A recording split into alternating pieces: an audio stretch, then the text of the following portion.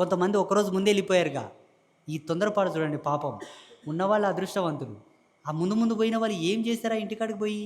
365 రోజులు అదే ఇల్లు, అదే పెండ్లం, అదే పిల్లలు, అదే సంసారం, అదే అప్పులోడు, అదే పని, అదే పాట. ఆ ఒక్కరోజుంటే ఆ గుళ్ళో కాలు పెట్టిన పుణ్యం అన్న ఈపులో రాసుకుపోతుండే కదా! అంబాత్రయ క్షేత్రం గర్భగుడిలోకెళ్ళాడు వీడని అదొకటన్నా లిఖితమైపోయేదిగా. అలా కాదండి దీక్షల్లో మొన్న, మొన్న పంపలేదా?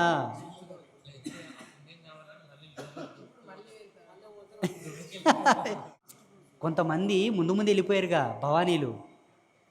ఆళ్ళకు ముందు చెప్పేటి ఉంటుండ్రు గానీ నేను చెప్పలేదు పాడై.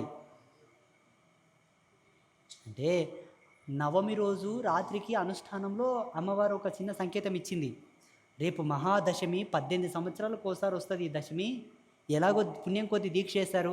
వచ్చే సంవత్సరం ఏస్తారో ఏయరో గుళ్ళోకి పంపి వాళ్ళు పావనమని అయిపోతారన్నందుకే ఆజ్ఞ ఇచ్చాను. ఆ రోజు రాత్రికి చెప్పకుంటే నేనేం చెప్పుదు కదా!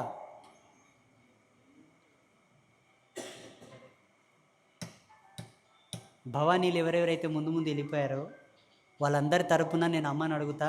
మీరు గర్భాలయంలోకి వెళ్ళకున్నా కూడా అదే రిజల్ట్ మీకు వచ్చేట్లాగా నేను అమ్మని అడుగుతా. ఏం బాధపడకండి. మన హిందువుల భక్తి చాలా గొప్పది. ఇది గర్వంగా చెప్పొచ్చు. మన హిందువుల భక్తి చాలా బాగుంది కానీ మూఢభక్తి కింద కన్వర్ట్ అయిపోయింది. అదొక్కటే మైనస్. అదొక్క మూఢత్వం పోతే మనలాంటి భక్తుడు ఈ ప్రపంచంలో జల్లెడ పట్టుకొని భూతద్దం పట్టుకున్న దొరకడు. ఏమి భక్తి మన వాళ్ళది. చాలా గొప్ప భక్తి మనోళ్ళది. అసలు బీభత్సమైన భక్తి. ఆహా! ఎంత బీభత్సం అంటే మొన్న నన్నే దొబ్బేశారు.